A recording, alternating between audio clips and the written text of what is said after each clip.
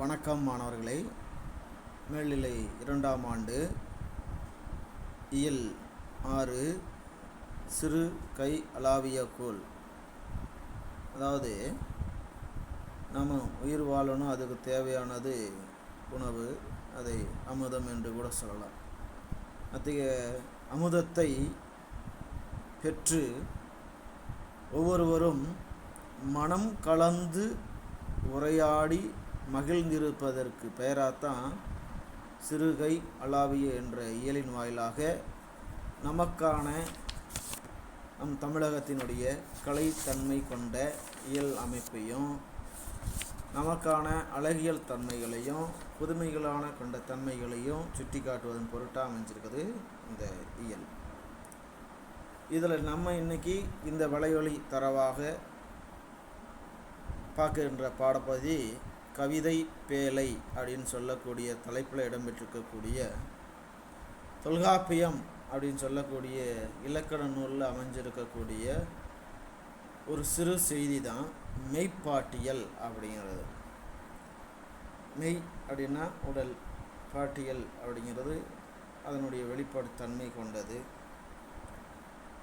இது எப்படி நம்முடைய உடல் பகுதியானது வெளிப்படுத்துகிறது, எதையெல்லாம் அது நம்ம மற்றொரு அடிப்படையில் தெரிஞ்சுக்கிறோம் அப்படிங்கிறதெல்லாம் சுட்டி காட்டுற ஒரு தன்மையோடு இந்த பாடப்பகுதி அமைஞ்சிருக்கிறது. மாணவர்களே, வழக்கம் போல் நூலினுடைய நுழைமுன் செய்தியில் என்ன சொல்ல வந்திருக்கிறாங்க அப்படின்னு பார்க்கலாம்.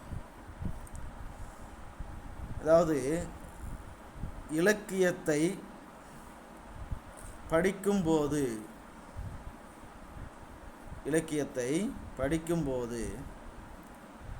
அதனுடைய பொருளை ஆழமாக எடுத்துரைத்து உணர்ச்சி வெளிப்பாடாக வெளிப்படுத்துவதற்கு பேர் தான் மெய்ப்பாடு அப்படின்னு சொல்லக்கூடிய சுவை.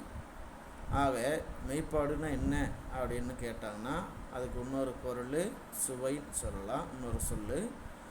இப்போ இதுக்கு என்ன அப்படின்னு பார்த்தீங்கன்னா, இலக்கியத்தை எந்த இலக்கியமாக இருந்தாலும் அதை படிக்குந்தோறும் எந்த காலகட்டத்துக்கு எடுத்து வச்சு படித்தாலும் அதனுடைய பொருளை ஆழமாக எடுத்துரைக்கக்கூடிய தன்மையோடு சொல்லி அதற்குள்ளே இருக்கக்கூடிய உணர்ச்சியை வெளிப்படுத்துவதற்குரியது தான் மெய்ப்பாடு அல்லது சுவை அப்படின்னு சொல்கிறாங்க. இது சொல் கேட்டார்க்கு பொருள் கண் கூடாதல் என்பார் தொல்காப்பியர். அதுக்கு உரையாசிரியரான பேராசிரியர், தொல்காப்பியம் சொல்லக்கூடிய புத்தகத்துக்கு உரையாசிரியராக இருக்கக்கூடிய 4-5 பேர் இருக்கிறாங்க. அதில் பேராசிரியர் அப்படிங்கிறவர் எழுதின விளக்கத்தில் சொல் கேட்டாருக்கு பொருள் கண் கூடாதல் அப்படின்றார். அப்படின்னா ஒருத்தர் சொல்லக்கூடிய சொல்ல கேட்குறவருக்கு அதனுடைய பொருள் அவங்களுடைய சொல்லக்கூடியனுடைய கண் பார்வையிலேயே முகபாவனையிலேயே தெரிஞ்சுக்கலாம். அதான் சும்மா அகத்தின் அழகு முகத்தில் தெரியும் சொல்கிற மாதிரி.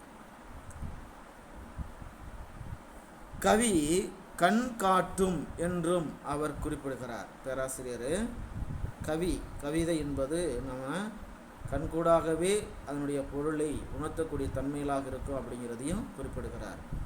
ஆக நாடகத்தில் நடிப்பவரிடத்தில் தோன்றக்கூடிய அந்த மெய்ப்பாடுகள் காண்பவரிடத்திலையும் உணர்வுகளை தோற்றுவிக்கும். இத்தகைய இலக்கியத்தில் வரக்கூடிய செய்தி கண் எதிரே தோன்றுமாறு காட்டப்படுவது தான் மெய்ப்பாடு அப்படின்றாரு. ஆக இலக்கியத்தினுடைய வடிவம், பொருள், அதை சார்ந்த மெய்ப்பாடு மிகச்சிறந்த அழகியல் கோட்பாடாக இருக்கிறது என்பது தான் இந்த பாடத்தினுடைய செய்தியாக சொல்லப்படுகிறது. மாணவர்களே, இதனுடைய இறுதி பகுதியாக நூல் பற்றிய செய்தியை ஒரு சிறு தரவாக அங்கே கொடுத்துருப்பாங்க பெட்டி செய்தியில், அதையும் பார்த்துடலாம். நம்ம பாடப்பகுதியானது எந்த நூல் இருக்குன்னா தொல்காப்பியன்னு சொல்லக்கூடிய நூல் இருக்குது. அது 3 அதிகாரமாக இருக்குது. எழுத்து அதிகாரம், சொல் அதிகாரம், பொருள் அதிகாரம். அதில் நம்ம பாடப்பகுதி பொருள் அதிகாரத்தில் இருக்கக்கூடிய ஒவ்வொரு அதிகாரத்துலேயும் 9 இயல்கள் இருக்குது. அதில் இந்த பொருள் அதிகாரத்தில் இருக்கக்கூடிய 9 இயலில் மெய்ப்பாட்டியல் அப்படின்னு சொல்லக்கூடிய ஒரு இயல் இருக்குது. அந்த இயலில் இருக்கக்கூடிய பகுதி தான் இங்கே நமக்கு பாடப்பகுதியாக கொடுத்துக்கிறாங்க. இந்த தொல்காப்பியம் அப்படின்னு சொல்லக்கூடியது தமிழில் கிடைக்கக்கூடிய முதல் இலக்கண நூல் அப்படிங்கிறது நம்ம எல்லாருக்கும் தெரியும். இதுக்கு முன்னாடி தொல்காப்பியனுடைய ஆசிரியராக இருக்கக்கூடிய அகத்தியர் எழுதின அகத்தியம் ஒன்று இருந்தது. ஆனால் அது முழுமையாக கிடைக்கல. சில இதெல்லாம் என்னாச்சு, கரையான்கள் இரையாக்கி அது போச்சு. அதனால் அது முழுமையாக கிடைக்கல. அதுக்கு அடுத்ததாக முதல்ல கிடைச்ச முதல் இலக்கண நூலாக இன்று வரைக்கும் சுட்டி காட்டுவது இந்த தொல்காப்பியம்தான்.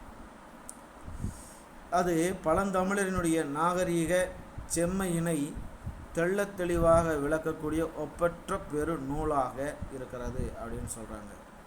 தமிழ் மொழியின் அமைப்பை விதிகளாக்கி, தமிழ் மொழியினுடைய அமைப்பை விதிகளாக்கி விளக்குவதோடு தமிழ் கவிதைகளினுடைய நுட்பங்களையும் பேசக்கூடிய ஒரு நூல் இருக்குன்னா அது இந்த தொல்காப்பியம்தான். ஆக தொல்காப்பியம் பொருளதிகாரம், கவிதைக்கென பொருண்மை, உறுப்புகள், உத்திகள், அழகு ஆகியவற்றை சிறப்புற எடுத்து இயம்புகிறது அப்படின்னு சொல்லலாம். ஆக தொல்காப்பிய பொருளதிகாரமானது கவிதைகளுக்காக இருக்கக்கூடிய அந்த பொருளடக்கம் சொல்லக்கூடிய பொருண்மைகள், அதுக்கு உள்ளே இருக்கக்கூடிய உறுப்புகள், அது எப்படியெல்லாம் கையாளப்பட வேண்டும் சொல்லக்கூடிய உத்திகள், அதனுடைய அழகியல் கோட்பாடு, இவற்றையெல்லாம் சிறப்பான முறையில் எடுத்து சொல்லப்பட்டுகிறது அப்படின்றாரு. தொல்காப்பியத்தினுடைய ஆசிரியரானவர் யாருன்னு பார்த்தீங்கன்னா தொல்காப்பியர். அவர் தமிழ் சான்றோர். அவரை ஒல்கா பெரும்புகழ் தொல்காப்பியன் அப்படின்னு போற்றக்கூடிய அடிப்படையில் சிறப்பு பெயரை பெற்றவராக இருக்கிறாரு. இவருடைய நூல் முழுமைக்கும் உரை எழுதிய ஒரு பெருமை யாருக்குன்னா இளம்பூரணருக்கு மட்டும்தான் இருக்கிறது. இவர் எழுதின அந்த புத்தகத்தில் மொத்தம் 27 இயல்கள் கொண்டதாக இருக்கிறது. இப்போ நம்ம பாடப்பகுதி தொல்காப்பியத்தில் கூடிய பொருளதிகாரத்தில் மெய்ப்பாட்டியல் அப்படின்னு சொல்லக்கூடிய ஒரு அந்த இயலில் அந்த 8 வகையான மெய்ப்பாடை சுட்டிக்காட்டி அதற்குரிய ஒரு சிறு விளக்கமாக ஒரு தரவத்தை உங்களுக்கு சொல்லப்பட்டுகிறது இந்த பாடப்பகுதியில் மாணவர்களே. சரி, இப்போ பாடப்பகுதியானது ஆரம்பத்திலேயே இந்த வரைபடம் பார்த்தீங்கன்னா தெரியும். 9 வகையான பாவனைகள் கொண்ட முகமூடிகளாக இருக்கிறத பற்றி. இதுதான் நவரசங்கள் சொல்லுவாங்க. வடமொழியில் ரசம்பாங்க, தமிழில் சுவைன்னு சொல்லி அதுக்கு மற்றொரு பொருளாகத்தான் மெய்ப்பாடுன்றாங்க. இப்போ இந்த மெய்ப்பாடு அப்படிங்கிறது தொல்காப்பியர் எழுதின தொல்காப்பியத்தில் பொருளதிகாரம் சொல்லக்கூடிய 3வது அதிகாரத்தில் 1197வது நூற்பாவாக அமைஞ்சிருக்கிற ஒரு 3 வரி நூற்பா தான் இன்றைக்கி பாடமாகவே நம்ம எடுத்துக்க போகிறோம்.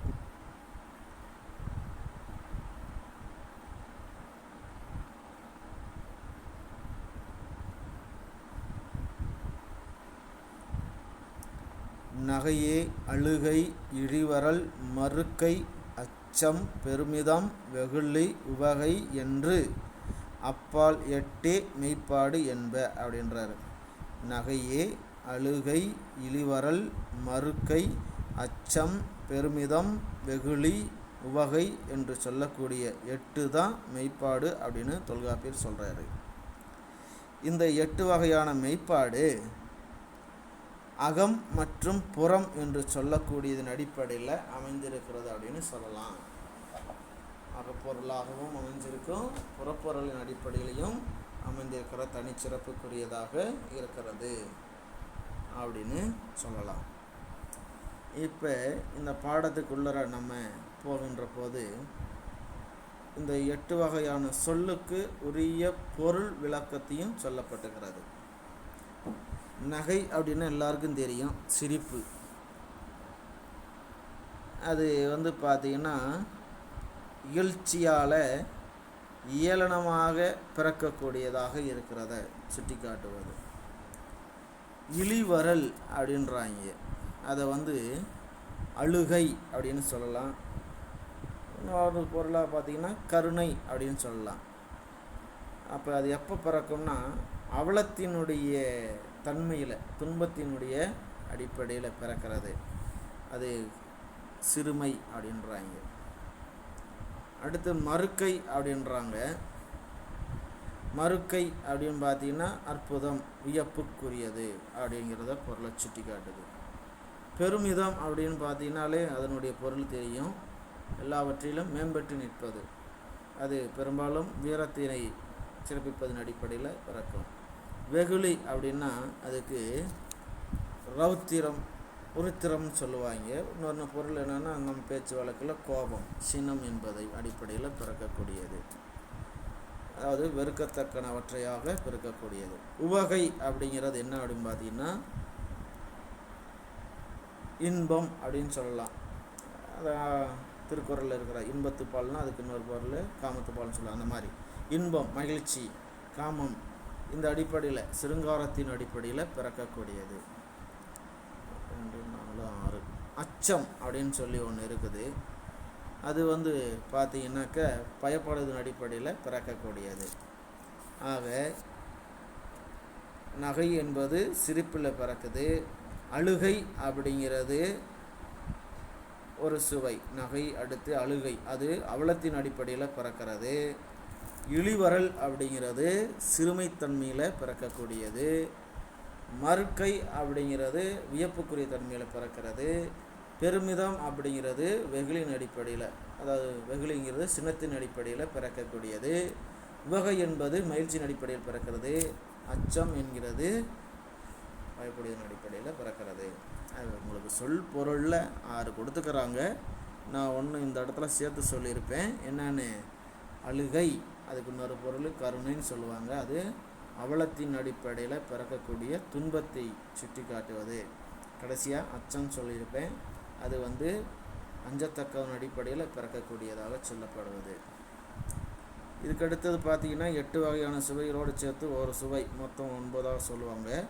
அது பார்த்தீங்கன்னா சாந்தம் சொல்லுவாங்க. இன்னொரு பொருள் சொல்ல சமநிலைம்பாங்க. அது நடுநிலைமை, மத்தியமம் அப்படின்பது. அதை இளம்பூரணர் சொல்கிறாரு. இருந்தாலும் அது இலக்கியத்துக்குள்ளர பெரும்பாலும் இடம்பெறுவதில்லை. பார்க்கலாம். நூற்பாவனையுடைய பொருள். அந்த நூற்பாவனையுடைய பொருள் சிரிப்பு, அழுகை, சிறுமை, வியப்பு, அச்சம், பெருமை, சினம், மகிழ்ச்சி. இன்னும் மெய்ப்பாடு 8 வகைப்படும் அப்படின்னு சொல்கிறாரு. இப்போ இதனுடைய விளக்கத்தையும் பார்த்துட்டே போயிடலாம். இலக்கண குறிப்பு. நகை, அழுகை, இழிவரல், மறுக்கை, அச்சம், பெருமிதம், வெகுளி, உவகை அப்படின்னு சொல்லக்கூடிய 8 சொற்களுமே தொழில் பெயர்களை சுட்டி காட்டக்கூடியது. அப்போ பெருமிதம் இலக்கண குறிப்பு என்னன்னு கேட்டால் தொழில் பெயர். அழுகை இலக்கண குறிப்பு என்னன்னு கேட்டால் தொழில் பெயர். வெகுளி இலக்கண குறிப்பு என்னன்னு கேட்டால் தொழில் பெயர். அச்சம் இலக்கண குறிப்பு என்னன்னு கேட்டால் தொழில் பெயர். அப்படிங்கிறத நீங்கள் எழுதுறதுக்கு தயாராகிடணும். அடுத்து உறுப்பிலக்கணம், பகுதி உறுப்பிலக்கணம். பகுதி, விகுதி, சந்தி, சாரி, இடைநிலை, விகாரம் அடிப்படையில் அமைஞ்சது. இதை பார்க்கும்போது நகை அப்படிங்கிற சொல்ல கொடுத்துக்கிறாங்க. அதை பிரிக்கும்போது நகு கூட்டலு ஐயா பிரிச்சுக்கிறாங்க. நகு என்பது பகுதி. அது என்னவாகுது, நகையாக திரிந்து விகாரமாச்சு. அது ஐ என்கிற விகுதியானது தொழிற்பெயர் விகுதியாக சுட்டி காட்டுவது. அது உங்களுக்கு படிச்சிங்கன்னா தெரியும். உயிர்வரின் குரல் மெய்வெட்டோடும் என்ற அடிப்படையில் என்ன ஆயிரும், இக்கு கூட்டலுல போயிடும். அப்போ இப்பவும் ஐயும் சேர்ந்துச்சுன்னா கையாக மாறிடும். அதுதான் நகை, வேறு ஒன்றும் இல்லை. மருள்கை அப்படிங்கிறது பார்த்தீங்கன்னா மருள் கூட்டலு கை என்ற அடிப்படையில் பார்க்கும்போது பகுதி. இது கை தொழிற்பெயர் விகுதி. இது என்னாகுது, இல்லு இட்டானது விகாரம். லாலா வேற்றுமையில் வலிவரின் ராலாகும் அப்படிங்கிற விதி இருக்குது. அது பார்த்துக்கலாம். வெகுளி அப்படிங்கிறது பார்த்தீங்கன்னா வெகுள் கூட்டலு இ உடல் மேல் 29 அடிப்படை பார்த்தீங்கன்னாக்க இது என்னாயிரம் டியாக மாறிடும். அதனால் வெகுள் என்பது பகுதி, இ என்பது தொழிற்பெயர் விகுதி. இதோடு சேர்த்து இந்த 8 வகையான மெய்ப்பாடுகளை நம்ம பாடப்பகுதி நூற்பாவை சும்மா சொல்லி காட்டினாலும் அதுக்கான எடுத்துக்காட்டுகளோடு ஒவ்வொரு பாடல் பகுதியை கொடுத்து நமக்கு இந்த பாடப்பகுதியை முடிச்சிருக்கிறாங்க. நம்ம அதை பார்த்துட்டு பாடப்பகுதியை முடிக்கலாம் மாணவர்களே. இப்போ முதலாக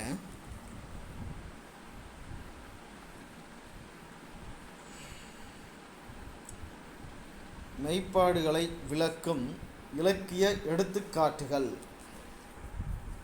மெய்ப்பாடுகளை விளக்கும் இலக்கிய எடுத்துக்காட்டுகள். 8 வகையான மெய்ப்பாடுகள். அதில் எப்படியெல்லாம் வரும் அப்படிங்கிற செய்தியை சுட்டி காட்டுற மாதிரி ஒவ்வொரு இலக்கியத்திலேருந்து ஒவ்வொரு பாடலை எடுத்து வச்சு உங்களுக்கு விளக்கியிருக்கிறாங்க. அதை பார்க்கலாம். அதில் முதல் விதியாக இருப்பது பார்த்திங்கன்னா நகை அப்படின்னு சொல்லக்கூடியது. அதுக்கு பொருள் விளக்கத்தில் பார்த்திங்கன்னா சிரிப்புன்னு இருக்கும். இப்போ இந்த நகை அப்படின்னு சொல்லக்கூடியது 4 வகையான தன்மையில் பிறக்குமாமா.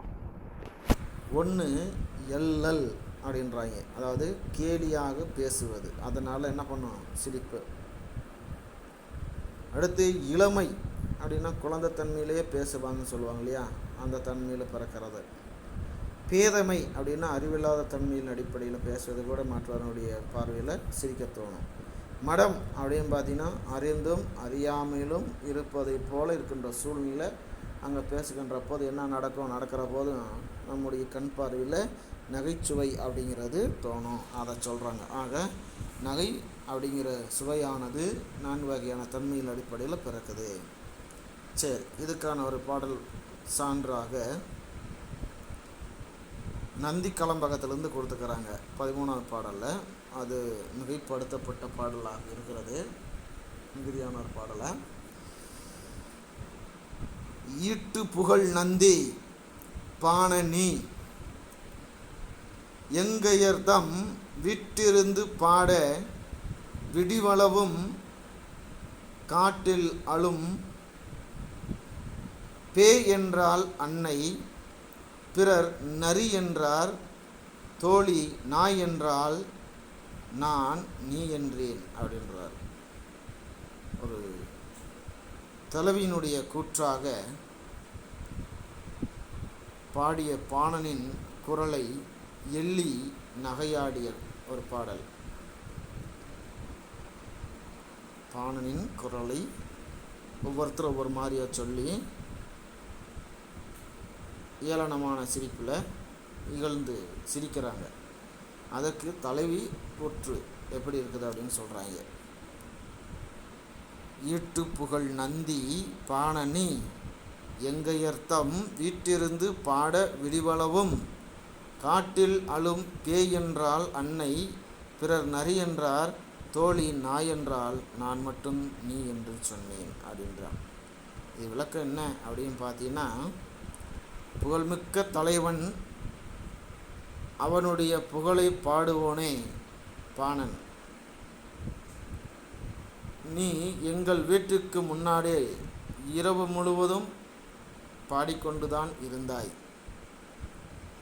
அதை கேட்ட என்னுடைய தாயி விடிய விடிய ஒருத்தன் பாடிட்டு இருக்கிறத கேட்டதுனால என்கிட்ட காட்டுக்குள்ளற பேய் அழுவதை போன்ற அடிப்படையில் ஒரு சத்தம் வருது அப்படின்னு சொல்கிறார். ஆனால் மற்றவங்க என்ன சொல்கிறாங்கன்னா நரி ஊழையிட்டது மாதிரி இருக்குது அப்படின்னு சொல்கிறார். என்னுடைய தோழி வீர்த்தோழியான என்ன சொல்கிறேன்னா நாய் குறைக்கிற மாதிரி இருக்குதுன்னு சொல்கிறான். ஆனால் நான் மட்டும்தான் என்ன சொன்னேன்னா இந்த 3ம் கிடையாது, அது என்னுடைய தலைவன் அப்படின்னு சொல்கிறான். ஆக இதை என்ன சொல்கிறாங்கன்னா நந்தி கலம்பகம் புத்தகத்தில் இருந்து நகைச்சுவை அப்படின்னு சொல்லக்கூடிய சுவை தழும்பக்கூடிய விதமாக ஈட்டு புகழ் நந்தி பாணன் புகழ் கொண்ட நந்தி வர்மனை புகழ்ந்து பாடக்கூடிய பாணன் அப்படிங்கிறவன் என்ன பண்ணுறான் அப்படின்னா இரவு முழுவதும் பாடிட்டே இருக்கிறான். அது தாயானவள் விடிய விடிய கேட்டுட்டு இருக்கிறத பார்க்கும்போது ஏதோ பேய் மாதிரி இருக்குது அதனுடைய அழுகுரல். இன்னும் சில பேர் நரி மாதிரி கூடிய ஊழையாக இருக்குது, தோழியே நாய் போன்ற ஒரு தன்மையின் அடிப்படையில் குறைக்கிற தன்மையில் இருக்குது, ஆனால் நான் மட்டும்தான் நீன்னு சொன்னேன் அப்படின்னு சொல்லி அங்கே சிரிப்பலையை அங்கே ஏற்படுத்துகிறது. அடுத்தது பார்த்திங்கன்னா 2வது சுவையாக அழுகை சுவை அப்படின்றாங்க. இது பார்த்திங்கன்னா ஒரு 4 தன்மையில், எல்லா சுவைகளும் 4 தன்மையில் பிறக்கும் அப்படின்றாங்க. அதில் இழிவு அப்படிங்கிறது ஒன்று சேர்த்துக்கலாம், 2வது இளவு அப்படிங்கிறது, 3வது அசைவு அப்படிங்கிற தன்மையில், 4வது வறுமை அப்படிங்கிற தன்மையில். ஆக அழுகை என்பது 4 வகை தன்மையில் பிறக்குமாமா. இழிவு அப்படிங்கிறது பிறரால் தாழ்வுபடுத்தப்படுவது. இளவு அப்படிங்கிறது உறவு உடைமைகளை இழக்கிறது. அசைவு அப்படின்னா தன் நிலையிலிருந்து தாழ்ந்து நடக்கக்கூடிய நிலைப்பாடு. வறுமை அப்படின்னா எதுவுமே இல்லாதது. இது எல்லாம் பார்க்கும்போது அழுகை சுவை ஏற்படும். இதை எடுத்து காட்டுவதற்காக ஒரு பாடலை நம்ம கொடுத்துருக்குறாங்க. புறநானூறில் இருக்கக்கூடிய 255வது பாடல். தலைவன் காட்டில் புலியுடன் போராடி இறந்து போகிறான். அதை தலைவி என்ன பண்ணுறா, துயரில் ஒரு கையெறுநிலை பாடலாக நினச்சிங்க, பப்பாரி பாடல் மாதிரி, அதை துயரத்தின் அடிப்படையில் சொல்கிறது மாதிரி இருக்கிற பாடலுங்க சொல்கிறாங்க. அதில் ஒரு 4 வரியை மட்டும் சுட்டி காட்டுறாங்க. ஐயோ எனின் யான் புலி அஞ்சுவளே அனைத்தனன் கொளினே அகன்மார்பு எடுக்க வல்லேன் என்போல் பெரு விதிர்ப்பு உருக நின்னை இன்னாது உற்ற அரணில் கூற்றே அப்படின்னு சொல்கிறான். அரணில் கூற்றே. இந்த 4 வரியில் என்ன சொல்ல வராங்கன்னா, போரில் இறந்துபட்ட தலைவனின் உடலை பார்த்த தலைவி ஐயோ அப்படின்னு சொல்லி என்ன பண்ணுறா, நான் ஐயோ என கதறினாள். காட்டில் இருக்கக்கூடிய அந்த புலி வந்து விடுமோ என நினச்சி பயப்படுறேன். தூக்கி எடுத்து செல்லலாம் என்றால் அகன்ற மார்பு கொண்ட உன்னை தூக்கவும் முடியல. ஐயோ பொற்களத்தில் செத்து போயிட்டான் அப்படின்னு சொல்லி கதறா.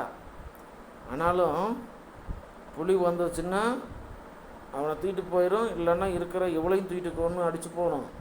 ஆகனால அதை நினச்சி பார்க்கும்போது அவளுக்கு பயப்படக்கூடிய தன்மையிலும் இருக்குது. சரி எடுத்து தூக்கிட்டு போயிடலாம் அப்படின்னு சொல்லி அவள் தூக்கி பார்க்குறா, அணைந்து பார்க்குறா. ஆனால் அவன் மார்பு அகன்ற மார்பாக இருக்கனால தூக்கவும் முடியல. இவ்வாறு என் போல் பெரு விதிர்ப்பு உருக, இந்த மாதிரி இருக்கக்கூடிய துன்பம் அடையக்கூடிய வண்ணம் செய்ததே அந்த கூற்றம் சொல்லக்கூடிய அந்த யமதர்மனுடைய செயல்படாதக்கூடிய அந்த அழிவு. அக்கூற்றம் என்னை போல் துன்புறட்டும் அப்படின்னு சொல்லி ஒரு சாபம் வர்ற மாதிரி, வேற ஒன்றும் இல்லை. கூற்றம் அப்படின்னு கூற்றுவன் அப்படின்னா யமன். யமனுடைய செயலால் தான் என்ன பண்ணுவோம், உயிரை பறிப்பாங்க இல்லையா. அதனால் இப்போ என்னுடைய தலைவனுடைய உயிரை பறிச்சுட்டு போயிடுச்சு அந்த கூற்று. அத்தகைய கூற்றமானது நான் எப்படி இன்னைக்கு துன்புறுகிறேனோ அது போலவே அதுவும் துன்புறட்டும் அப்படின்னு சொல்லி இறந்துவிட்ட தலைவனினுடைய துயரத்தால் தலைவி பாடக்கூடிய விதமாக இந்த பாடல் பகுதியானது புறநானூறு இருக்கிறத எடுத்து வச்சு உங்களுக்கு சான்றாக கொடுத்துக்கிறாங்க. அடுத்ததை பார்க்கும்போது இழிவரல் அப்படின்னு சொல்லக்கூடியது ஒன்று இருக்கிறது. இழிவரல் அப்படிங்கிறது சிறுமை அப்படின்னு பொருள் சொல்லிக்கிறாங்க. இதுவும் 4 தன்மையில். 1 மூப்பு, 2 பிணி, 3வது வருத்தம், 4வது மென்மை அப்படின்னு சொல்லக்கூடிய தன்மையில் பிறக்குது அப்படின்றாங்க. மூப்பு அப்படின்னா மிகு முதுமை, வயது முதுமை அடைவது. பிணி அப்படின்னா கொடிய நோய்கள். வருத்தம் அப்படின்னா இடைவிடாத மன வருத்தத்தை உடையவது. மென்மைனா ஆற்றல் இன்மை அப்படிங்கிறத சொல்லுவதன் அடிப்படையில் பிறக்கக்கூடியதாக சொல்லுவார். இப்போ இதுக்கான ஒரு சான்று பாடலாக எங்கேருந்து கிடக்குது அப்படின்னா, அதே புறநானூறில் 74வது பாடலிருந்து நமக்கு ஒரு பாடலை சான்றை காட்டிக்கிறாங்க. அது என்னன்னு பார்த்தீங்கன்னா, சேரன் கணைக்கால் இரும்பறை சிறையில் என்ன பண்ணுறான்னா அடைஞ்சிருக்கிறான், அடைக்கப்பட்டிருக்கிறான்.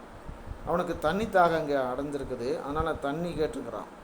அது கேட்டு அந்த உரிய நேரத்தில் வராமல் காலம் தாழ்த்தி கொண்டு வந்து ஒருத்தன் கொடுக்குறான். அதனால் என்ன பண்ணுறான் அப்படின்னா, அந்த சேரன் கணக்கால் இரும்பறை காலம் தாழ்த்தி தரக்கூடிய அந்த தண்ணீர் எனக்கு தேவையில்லடா அப்படின்னு சொல்லி அருந்தாமல் தவிர்த்து தனக்கேற்பட்ட அந்த சிறுமையை எண்ணி பாடிய பாடல் விதமாக அமைஞ்சது தான் இங்கே பாடலாக நம்ம சான்று பாடலாக கொடுத்துக்கிறாங்க.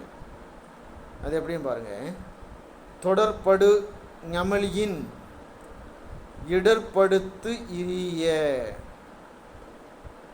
கேளல் கேளிர் வேளாண் சிறுபதம் மதுகை இன்றி வயிற்று தீ தணிய தாம் இறந்து உண்ணும் அளவை ஈன்மரோ இவ் உலகத்தானே அப்படின்னு சொல்கிறாரு. என்ன அப்படின்னா,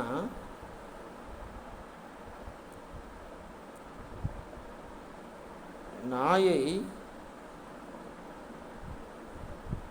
கட்டுவது போல சங்கிலினால் கட்டி வச்சு என்னை துன்புறுத்தி இந்த சிறையில் இடித்து வச்சுக்கிறாங்க. அப்படி சிறையில் அடைக்கப்பட்ட பிறகு உங்களுடைய உதவினால் வந்த தண்ணீர் எனக்கு மன வலிமையின்றி இறந்து உண்ணக்கூடியவர்களை இந்த உலகில் அரசர் என பாராட்டுவாங்களா அப்படின்னு பார்த்தீங்கன்னா பாராட்ட மாட்டாங்க. அதனால் நீங்கள் காலம் தாழ்த்தி தரக்கூடிய அந்த தண்ணீரை என்ன பண்ண மாட்டேன் அப்படின்னா குடிக்க மாட்டேன்னு சொல்லி அந்த சிறையிலே இருந்து அவர் மடிகிறார். சேரன் கணைக்கால் இரும்பொறை அப்படிங்கிறவன் ஒரு சோழ மன்னனுக்கு அவனுக்கு சண்டை ஓட்டு நடந்ததில் சோழன் வெற்றி பெறுகிறான், சேரன் தோற்று போகிறான். அவனை தூக்கி சிறையில் அடைச்சிக்கிறாங்க. சிறையில் அடைச்ச பிறகு தண்ணி தாகம் அடைச்சிருக்கு. தண்ணி தாகத்தை போக்குறதுக்காக தண்ணி கேட்குறாங்க இருக்கக்கூடிய காவலர்கள். அவங்க சரியான நேரம் தராமல் காலம் தாழ்த்தி வந்து தர்றான். அதை என்ன பண்ணுறாப்புல மறுக்கிறாப்புல. அப்படி மறுத்துட்டு கூட இவன் காலம் தாழ்த்தி தரக்கூடிய அந்த சிறையில் இருக்கக்கூடிய அந்த காவலர்களுடைய உதவியால் வரக்கூடிய தண்ணீரை நான் குடித்தேன்னா எனக்கான மன வலிமை என்ன ஆயிரும் அப்படின்னா கொஞ்சம் கொஞ்சமாக குறைஞ்சு போயிடும். ஆக மன வலிமை இன்றி இறந்து உண்ணக்கூடியவர்களை இந்த உலகம் அரசர் அப்படிங்கிற அடிப்படையான பாராட்டுவாங்களா, மிகுத்து பேசுவாங்களா அப்படின்னா பேச மாட்டாங்க, அவப்பெயராகும். அதனால் எனக்கு வேணாம்னு சொல்லி தண்ணியை மறுக்கிறான். அடுத்து மறுக்கை சுவை. இது வியப்பைன்னு சொல்லி பொருள் தரக்கூடியதாக இருக்குது. இது ஒரு 4 தன்மையில் பிறக்கும். என்னன்னு பார்த்தீங்கன்னா புதுமை அப்படின்னு சொல்கிறாங்க, பெருமை அப்படின்னு சொல்கிறாங்க, சிறுமை அப்படின்னு சொல்கிறாங்க, ஆக்கம் அப்படிங்கிற அடிப்படையில் சொல்கிறாங்க. புதுமை அப்படின்னு பார்த்தீங்கன்னா எங்கே பார்த்தாலும் நம்ம இது வரைக்கும் பார்க்காத ஒன்றை பார்க்குற மாதிரி. பெருமை அப்படின்னு பார்த்தீங்கன்னா இயல்புக்கு மாறுபட்ட பருத்த ஒரு பெரிய பொருள்களை கொண்டதாக இருக்கிறது. சிறுமை மிகவும் நுட்பமான பொருளாக இருக்கிறது. ஆக்கம் அப்படின்னா ஒரு பொருளின் வாயிலாக வளர்ச்சி அடைந்து வேறுபடுத்தக்கூடிய தன்மையில் இருக்கிறது பேர். 4 தன்மையில் பிறக்குன்றாங்க. இந்த விடுக்கைக்கு சிலப்பதியாக இருக்கக்கூடிய பதிகச் செயலாக இருக்கிறத பற்றி சொல்கிறாங்க சான்றாக. அதில் கண்ணகி வான் ஊர்தியில் வானுலகு சென்ற காட்சியை கண்ட குன்றவர்கள் அடைந்த வியப்புக்குரிய செய்தியை சொல்கிறாங்க. என்ன சொல்கிறாங்கன்னா திருமா பத்தினிக்கு அமரர்க்கு அரசன் தமர் வந்து ஈண்டி அவள் காதல் கொழுநனை காட்டி அவளோடு எம் கண்புலம் காண விண்புலம் போயது இரும்போது போலும் அப்படின்னு ஒரு 4 அடிகள் கொண்ட செய்தியை சொல்கிறாங்க. இதனுடைய விளக்கம் என்ன அப்படின்னு பார்த்தீங்கன்னா இந்திரன் கோவலனோடு வந்து பத்தினியாகிய கண்ணகியை எங்களுடைய கண்ணு முன்னாடியே விண்ணுலகத்துக்கு அழைத்து சென்ற அந்த காட்சி வியப்பானதாக இருக்கிறது, அதை நாங்கள் கண்டோம் அப்படின்னு சொல்லி ஒரு மயிருக்கையும் சொல்லக்கூடிய வியப்புக்குரிய சுவையான சான்றுக்கான பாடலை சொல்லிக்கிறாங்க. அடுத்தது பார்த்திங்கன்னா அச்சம் அப்படிங்கிற ஒரு சுவை. அதுக்கு பொருள் விளக்கமாக பார்த்தீங்கன்னாக்கா பயம், வேறு ஒன்றும் இல்லை, அஞ்சுவது. இதுவும் பார்த்திங்கன்னா 4 தன்மையில் வருது அப்படின்றாங்க. ஒன்று அணங்கு, இன்னொன்று விலங்கு, அடுத்து 3வது பார்த்திங்கன்னா கல்வர், 4வது பார்த்திங்கன்னா இறைனா இறைவன், அணங்குனா பெண் தெய்வம், வருத்தக்கூடிய இயல்புடைய பேயும் கூட சொல்லலாம். பெண் தெய்வம்னா பெரும்பாலும் அந்த பத்திரகாளி இந்த மாதிரி இருக்கு பூதம், இவங்களாம் பார்த்தா பயம்.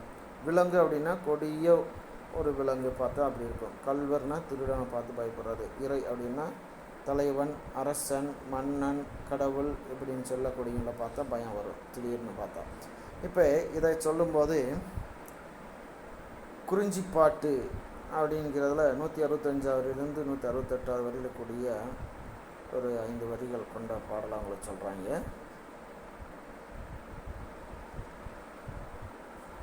யானை சினந்து வர மகளிர் நடுங்கி அஞ்சியதை வெளிப்படுத்துவது அது பாடல். மையல் வேலம் மடங்களின் எதிர்த்தர உய்வு இடம் அறியேன் ஆகி ஒய்யென திருந்துகோள் எல்வளை கெளிப்ப நானு மறந்து விதுப்பொரு மனத்தேன் விரைந்து அவள் பொருந்தி சூர் உரு மங்கையின் நடுங்க அப்படின்னு சொல்கிறான். இந்த பாடலுடைய விளக்கமாக என்ன சொல்கிறான்னா, மதம் பிடிச்ச யானை மரங்களை எல்லாம் உடைச்சிட்டு வருது, கார்கால மேகம் இடிப்பது போல அது முழக்கத்தை ஏற்படுத்துது, பிளிரலானதை. அடுத்தது பார்த்தீங்கன்னா, உயிர் பிழைப்பதற்காக வேறு இடம் காண இயலாத தன்மையில் மனநடுக்கம் அடைந்த அங்கே இருக்கக்கூடிய மகளிர்களை சுட்டி காட்டக்கூடியதாக இருக்குது. ஆக உயிரினும் சிறந்த நாணத்தை நாங்கள் என்ன பண்ணிட்டோம், அந்த நேரத்தில் பாதுகாக்க முடியல, மறந்துட்டோம். இப்போதைக்கு என்ன இருக்குது அந்த இடத்துல, மனநடுக்கம், பயம்தான் வந்துச்சு. எங்களுக்கு தேவை அச்சம், மடம், நாணம், பயிர்ப்பின் அடிப்படையில் அந்த தன்மையில் இருக்கணும். ஆனால் இப்போ என்ன பண்ண வேண்டியதாக இருக்குது, உயிர் பிழைக்கிறதுக்கு வேறு இடம் எதுவும் இல்லாமல் காரணத்தினால மனநடுக்கம் அடைந்து பயந்துட்டோம். ஏன்னா உயிரை காப்பாற்றணுமே, அதனால் நாணத்தை மறந்து விட்டோம். வளையல்கள் ஒலிக்க விரைந்து ஓடிச் சென்று அவனை சேர்ந்து மயில் போல் நடுங்கி நின்றோம்.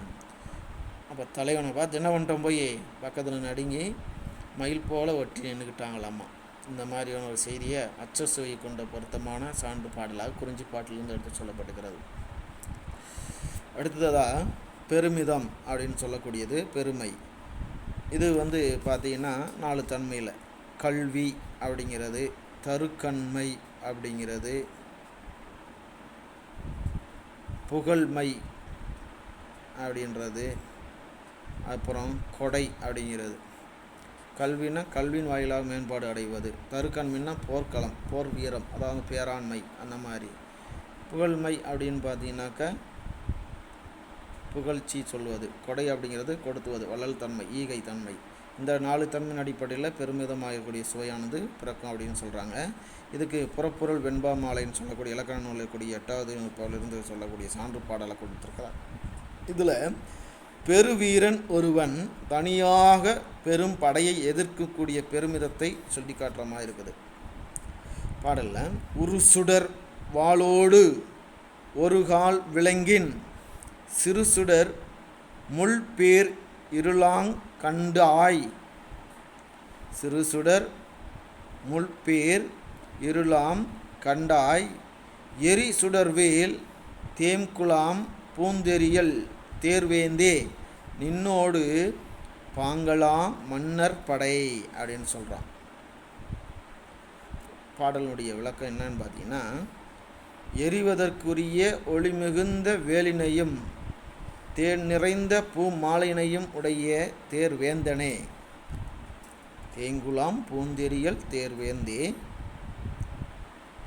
எரிசுடர் வேல் அப்படின்னு சொல்லி விளக்கம் கொடுத்துக்கிறாங்க. வாளுடன் பகையரசனின் ஒரு சுடர் வாளுடன் பறையரசனின் ஒரு கால் விலங்கின் பெரும்படையை நான் தடுப்பேன். என் முன் நின்னோடு, என் முன் அப்பெரும்படை சிறு விளக்கின் முன் இருள் ஓடுவது போல ஓடும் அப்படின்னு சொல்லி பெருமிதமாக சொல்லப்பட்டுகிறது. ஆக எரிவதற்கு உரிய ஒளி மிகுந்த வேலையும் தேன் நிறைந்த பூமாலையும் உடைய தேர் வேந்தவனே, பகையரசனுடைய பெரும் பகையை நான் பார்த்து என்ன பண்ணிட்டேன், பயப்படலை, தடுத்து நிறுத்துவேன். என் முன்னாடி அந்த பெரிய படையானது சின்ன விளக்கு முன்னாடி எப்படி இருள் அழிந்து போகுமோ அதுபோல் நான் ஒரே ஆள் என்ன பண்ணுவேன், அவங்களெல்லாம் அடித்து விரட்டுவேன் அப்படின்னு சொல்லி சொல்கிற மாதிரியான ஒரு பெருமிதம் கொண்ட கருத்துக்களாக சுவையை வெளிப்படுத்திக்கிறார் பாடலை சான்றாக சொல்லப்பட்டுக்கிறது. அடுத்தது பார்த்திங்கன்னா வெகுளி அப்படின்றாங்க, அதாவது சீனம். இது ஒரு 4 தன்மையில் பிறக்கக்கூடியதாக இருக்கிறது. என்னென்ன பார்த்திங்கன்னா, உருப்பறை அப்படின்றாங்க, குடிகோள் அப்படின்றாங்க, அலை, இன்னொன்று கொலை அப்படின்றாங்க. உருப்பறை அப்படின்னு பார்த்தீங்கன்னா உடல் உறுப்புகளை வெட்டுவது.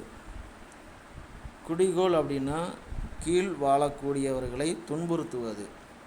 அலை அப்படின்னா அடிக்கிறது, வைவது. கொலை அப்படின்னா உயிரை எடுக்க முனைவது, இந்த மாதிரி தன்மையின் அடிப்படையில் பிறக்கிறது வெகுளி அப்படிங்கிற சுவை சினம். தன்னை இளையவன் என்று எள்ளிய, தன்னை சின்ன பையன் அப்படின்னு நினச்சி எள்ளிய பகைவேந்தர் மீது பாண்டியன் நெடுஞ்செழியன் சினம் கொண்டு வஞ்சினம் கூறுதல் அடிப்படையில் புறநானூரில் இருக்கக்கூடிய 72வது பாடலை இங்கே சான்றுக்காக எடுத்து காட்டப்பட்டுக்கிறது மாணவர்களே. இதில் வெகுளிச்சுவைக்கு பாண்டியன் நெடுஞ்செழியன் கோபத்தோடு பேசுகிற மாதிரி ஒரு வஞ்சனத்தை சொல்லக்கூடிய அடிப்படையில், உரு துப்பு அஞ்சாது உடல் சினம் செருக்கி சிறு சொல் சொல்லிய சினங்கழு வேந்தரை அருஞ்சமம் சிதைய தாக்கி முரசமொடு ஒருங்கு அகப்படே என் ஆயின் அப்படின்றான். உருதுப்பு அஞ்சாது உடல் சினம் செருக்கி சிறு சொல் சொல்லிய சினங்கழு வேந்தரை அருஞ்சமம் சிதைய தாக்கி முரசமோடு ஒருங்கு அகப்படேன் ஆயின் அப்படின்ற அடிப்படையில் அவர் என்ன சொல்ல வரான்னா, சிறு சொல் சொல்லிய சினமிக்க வேந்தரை வென்று அவர்கள் எல்லாம் சிதறி ஓடக்கூடிய விதமாக போரிட்டு அவர்களது முரசத்தை ஒருங்கி நான் என்ன பண்ணுவேன், மொத்தமாக கைப்பற்றுவேன். அவனுடைய முரசம் மட்டும் இல்லை, அவங்ககிட்ட இருக்கக்கூடிய போர்க்கருவிகள் செல்வங்கள் எல்லாத்தையும் மொத்தமாக நான் கைப்பற்றுவேன்னு சொல்லி பாண்டிய நெடுஞ்செழியன் அங்கே வஞ்சனமாக சொல்லப்பட்ட செய்தியின் அடிப்படையில் சான்றுக்கான ஒரு பாடலை அவங்களை கொடுத்துக்கிறாங்க மாணவர்களே.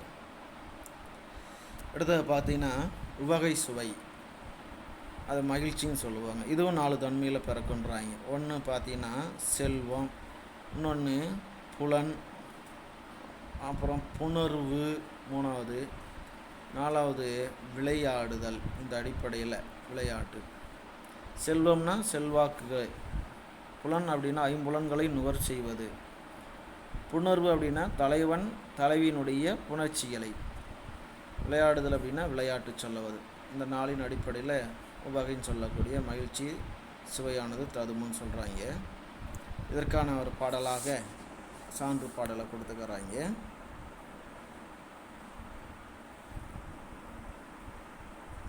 பாருங்க,